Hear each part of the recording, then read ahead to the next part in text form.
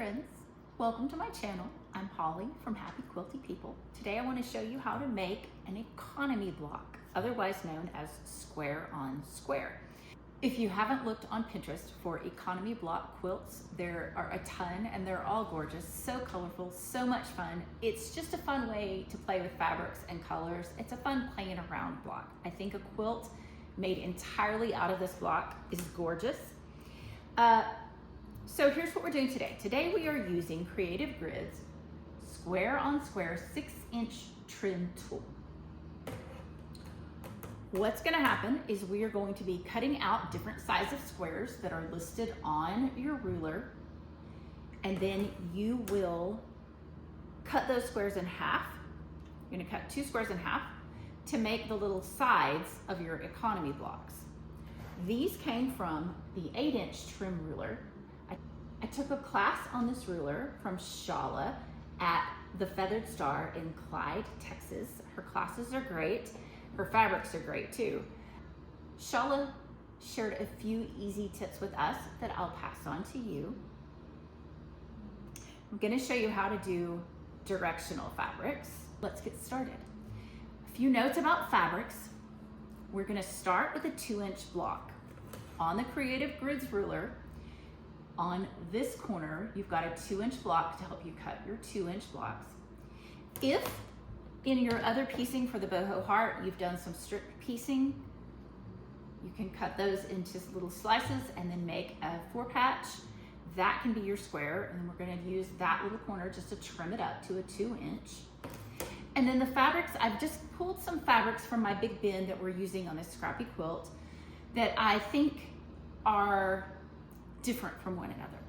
The differences are what's going to make it interesting. If I just use 4 other pinks that were all the same shade of pink, that's not going to give me a visual distinction, and it's not going to look the same. So for fabrics, you want them to be distinct, and you also want to think about scale. For this fabric grouping, my largest print is this one, and so I'll make sure that goes on my outside triangles, the largest ones.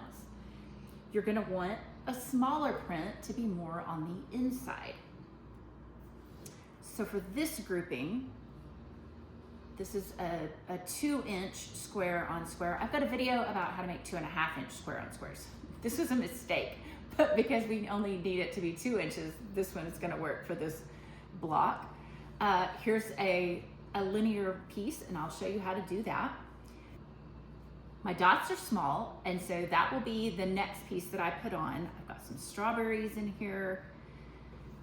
I'll put them more on the outside so I get more of them. And then I knew that I wanted to repeat one of my middle colors outside in this block, but I wasn't sure which one I wanted it to be. So I'm not gonna cut those yet. I'm just gonna kind of get going and see how it feels once I get there, since I can't decide on that, how it's looking. A couple of other things that are going to be helpful, because I'm just pulling out small scrappy fabrics and then I'm just cutting 2 out of each fabric. If you've got an assortment of little rulers that are the sizes that we'll need for today, those are just handy just to cut with. I love these trim tool rulers. These make me feel like it's so easy. Let me show you what's going to happen. So this was I made with the 8-inch. This is a block I made with the 8-inch tool. Right now I'm only at 4.5 inches. There's a trim size on this. If I wanted to end at this size, I could. Or I can go all the way up to the 8.5-inch unfinished block. But the way this works is, when you're ready to trim after you've sewn on corners as you're going around, you look for the inside square that's complete, and then you find the square on your grid that's printed, and you put it there, and you line it up. Okay, I'm gonna have to do this without looking. Okay. Okay. So there's a black line here, and I line up that inside square, and then it shows me I've already trimmed this one, and then you're gonna cut 2 sides, you'll flip your fabric, and then trim the other 2 sides. It really is easy peasy. What I love about this ruler is that these inside squares line up, and it helps you adjust your block. And it's not that you're gonna sew every block perfectly. It's just that when you can see that printed square, you know, you can kind of fudge it one direction or the other as you're trimming, just to give you the most correct square you can have with what you've sewn. We're not striving for perfection, just a good enough square that looks visually good from a distance, right? You can see these from a distance. If you are joining us for the Boho Heart Sew Along, this is month 3. And while our square on square trim tool is going to get us the same size that the book calls for, we are cutting our interior pieces a little differently. So if you're using the trim tool, you're going to cut the measurements that are printed on your block. It's going to tell you to cut 2 squares this size, this size. There's going to be 4 extra squares to make those little rooftop pieces that we're adding on as we go around each square. Okay, so let's get going. Square sizes that you're going to need to cut. Let's see if I can get that visible there. 2 2.5, 2 3 inches, 2 3.5 inches, and 2 4.5 inches. I got to my 3.5 square and I cut the pink strawberry, and then I realized that put 2 pinks together. So I'm gonna recut that 3.5. I'll save this in my scrap pile for this quilt. I'm saving cut pieces that I might use somewhere else. It's a pretty scrappy quilt. So what I'm doing is I'm taking my 3.5 inch ruler. When you place your ruler beside your block, you're gonna set it down beside the plastic, press down, roll back a little bit, and then forward. You can do that on all the sides, back and then forward. And what that does is it allows the blade to settle in right beside the block, and you're not going to end up cutting the corner of your block. Almost got it.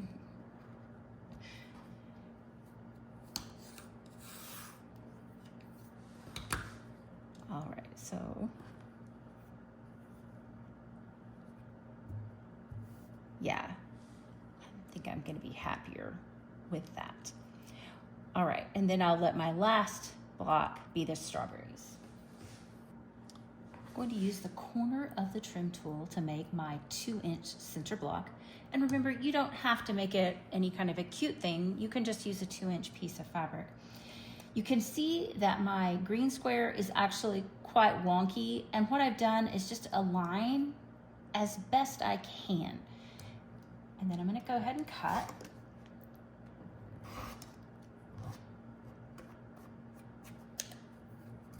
And then I'll flip my block. There's lines to go ahead and line back up, and it may help you to more lift and place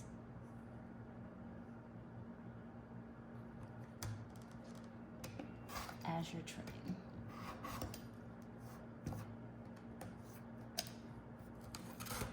Okay, so there's the block that will be my center. We'll go here and here. So there's my stack, just so I can kind of visually see what it's gonna look like. My reds are a little bit different, but I'm gonna go ahead and roll with it. It's a scrappy quilt. I think we're gonna call it close enough. Here's what I wanna show you about how to cut. These blocks are vertical, and I wanna keep them kind of moving in the same direction. And so what's gonna happen is, I'm gonna stack them up so that they're the same, right? You can see that they look the same. And then I'm gonna rotate one the other direction. So that's just one 90-degree turn. Stack them back up. We're gonna cut those from corner to corner.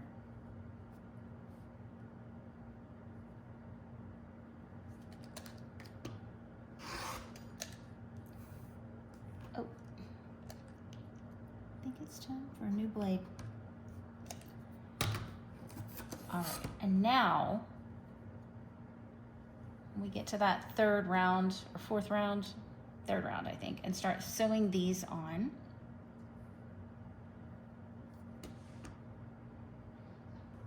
done that right? There we go. You'll have to arrange them. But now you can see I've got my vertical lines happening. Here are the components of your 6-inch economy or square on square block. You've got a 2-inch center, two 2.5-inch squares, two 3-inch squares, two 3.5-inch squares, and two 4.5-inch squares. All right, if you need to see a full demonstration of this sewing, you can go to the mini square on square video. I'll put a link at the end of this one. So I already had this made, but my square was a little wonky. So to see where the actual midpoint of my square was, I just ironed a little crease into that center square to help me find it. You're gonna sew on 2 sides and then the opposite 2 sides. I keep a little iron next to my sewing machine, so it just makes pressing each of those open when you do it easier. All right, this is our tool. I trimmed my center pieces up with this corner, that's for your centers. And then now what we're gonna do, find the place we don't have a glare. All right, there we go. All right, we're working on block A1. This is where I'm going to center my center block, and then it'll let me trim the excess at a perfect 1/4 inch. And it's really simple. So I'm just looking at putting that white line down around my square. Now, my square is far from perfect, but you're just gonna kind of zhuzh it over until it's the closest to being centered in this middle part. And then now you use the 2 edges to trim.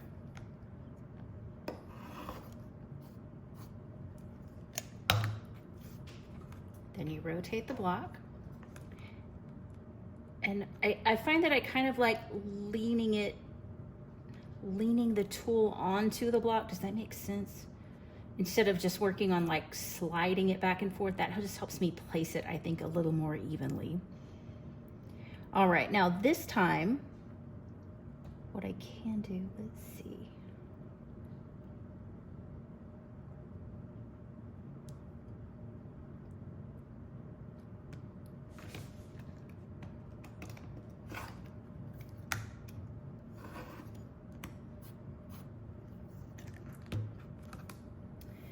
Okay, so there's our first round.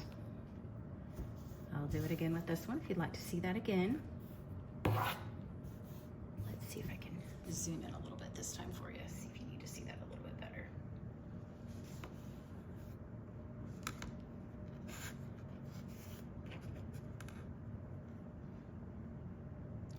Placing this white square over my center block. And remember, your center block could be just a 2-inch square. It doesn't have to be fancy. I just had these and thought, well, I've already made them, I've got them, why not?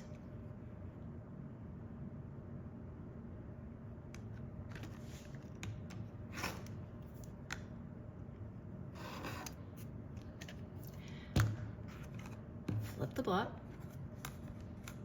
place it again, same square.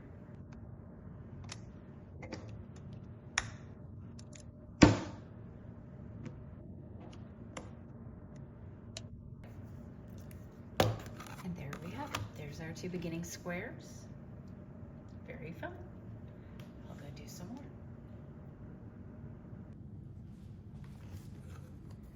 All right, now we're to the A2 round. And it's really not hard to tell because just once you start finding your center block, you easily see which lines fit your center block. It's not really complicated at all.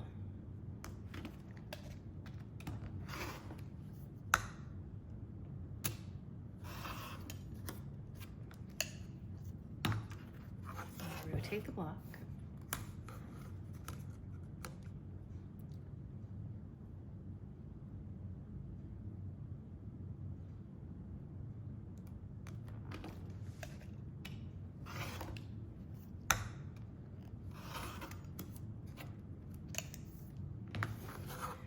All right, now I wanted to show you these 2 blocks in particular because each of their next rounds is something that's linear.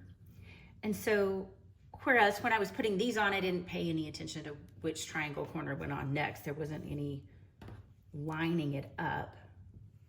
But, so for the next rounds, I'll lay them out on my sewing table near my machine so that the blocks are all going, whatever, vertical, horizontal, whichever way you've got it going.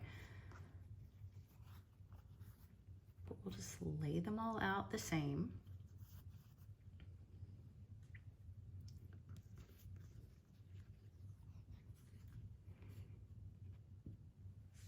And then you'll just sew opposites on and carry on trimming. The next size will be this square and then the last one. These are bias seams. They'll be a little bit stretchy. So as you get to these longer seams, it may help to put a pin or two in toward the bottom of the strip as you're sewing along. All right, here's where we're at. Time to trim them up.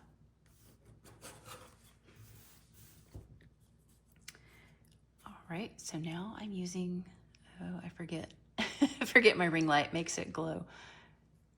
There's the lines I'm setting onto my center square.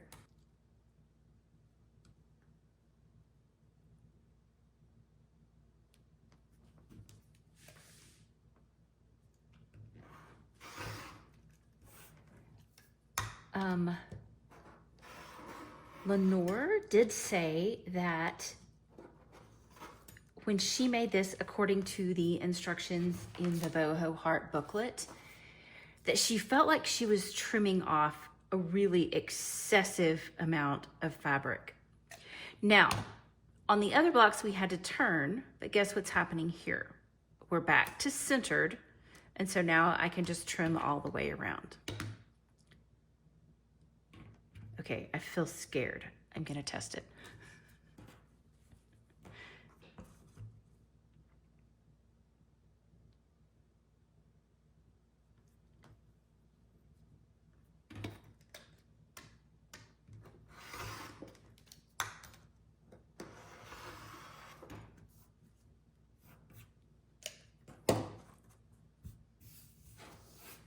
All right, if you're doing an economy block quilt, a great thing that I learned again from Shala at Feathered Star in Clyde, Texas, is that if you're, instead of just butting these blocks one to another and trying to get their points very even and aligned, a way to relax that for yourself a little bit is this: if you put a strip of fabric in between.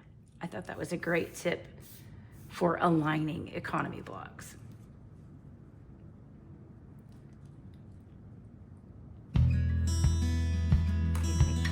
I'm looking at the wrong block. There we go.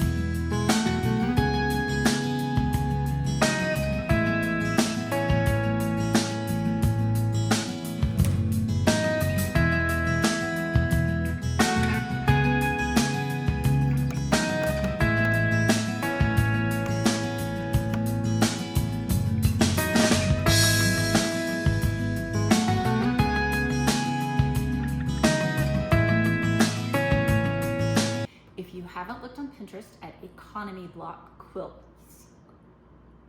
If you haven't looked at Pinterest for